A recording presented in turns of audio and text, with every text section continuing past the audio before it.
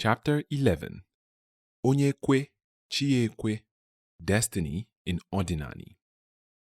The Igbo proverb, Onye Kwe, Ekwe, suggests that anything you agree to, that you truly believe in, your chi is bound to agree to it, because this is how the cosmic law that guides the subconscious mind, Ikpachi, works.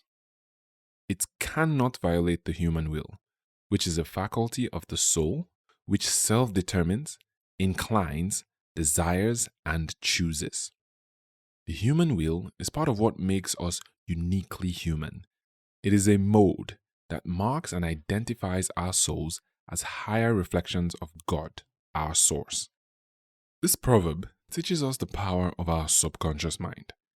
Your subconscious mind is a part of your mental process that influences your thoughts, emotions, and behavior. Your subconscious mind is the seat of your chi. It is where your chi resides. In fact, if we were to oversimplify the phenomenon, we could say that your subconscious mind is your chi, and the statement would still be correct. Your subconscious mind is a secondary mind system that regulates everything in your life. It is like a huge memory bank that stores everything that ever happens to us, and its capacity is virtually unlimited. It is responsible for all the reactions and automatic actions we can become aware of if we think about them, like our ability to drive a car, or make a meal, or take a shower. Your subconscious mind is subjective and does not think or reason independently. It merely obeys the commands it receives from your conscious mind. It is constantly running programs to control how you walk, sit, breathe, talk, etc. This proverb teaches us that our chi, subconscious mind, is malleable. It teaches that your chi is able to agree to, permit, and accept whatever you embrace, believe, and accept within yourself as your reality. Your chi has the ability to amplify and actualize or manifest whatever you accept for yourself. Onye Kwe, Ekwe implies that the future is not set in stone, it is not fixed, and that it can be influenced or changed by various factors. This proverb provides us with the wisdom of multiple possibilities, the knowledge that at any given moment, the future exists as multiple possibilities and can be influenced by our choices and actions. It teaches us that we have the agency and the power to shape our own destiny. In Igbo reality, we have the concept of onataruchi and akaraka, which is the concept of destiny, a purpose which each person has derived from their source, Chineke.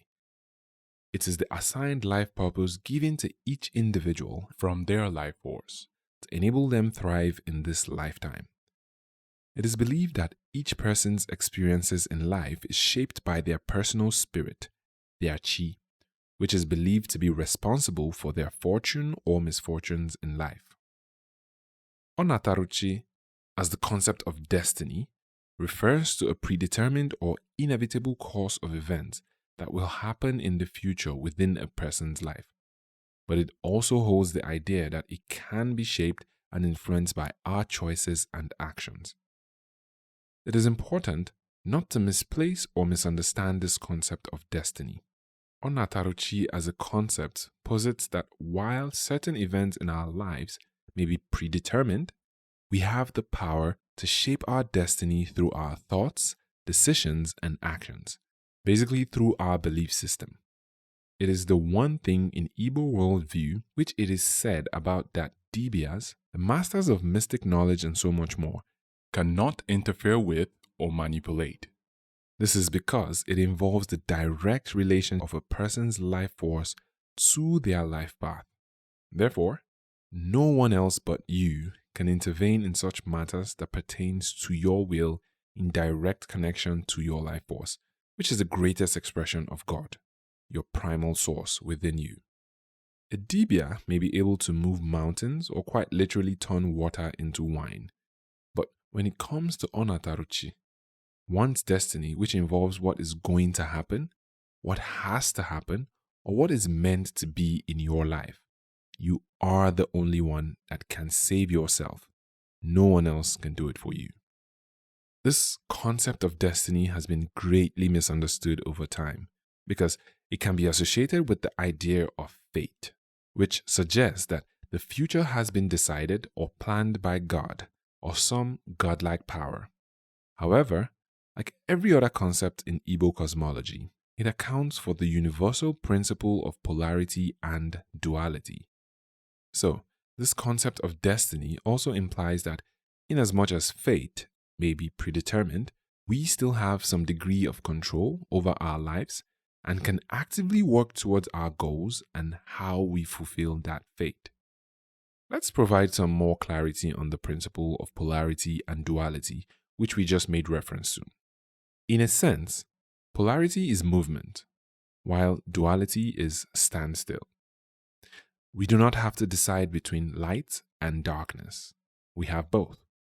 This principle suggests that everything in the universe has its opposite or counterpart. Polarity refers to the existence of opposites, while duality refers to the experience and integration of those opposites. Understanding the principle of polarity and duality, as our ancestors did, can aid in our spiritual evolution and the expansion of consciousness. Onataruchi, as a concept, also explicitly points to that which we have derived or accepted directly from our source, which is what we have pointed out earlier. And that which we have accepted from our source, at its purest form, is the ability to be just as it is, to be God in this world, co-creators, to be the greatest expression of God in whatever we do. No one else can interfere with that process when it is taken up. People excel the most in those areas where, whether knowingly or unknowingly, they are the most comfortable expressing their greater self, that is, being God. That is also what Onataruchi or Akaraka, one's destined path, is about. When you do find what that area in your life is for you, continue on that path, and no one will be able to interfere. Remember this, as you continue on your life's journey to fulfill your destiny, Onye Kwe, Ekwe.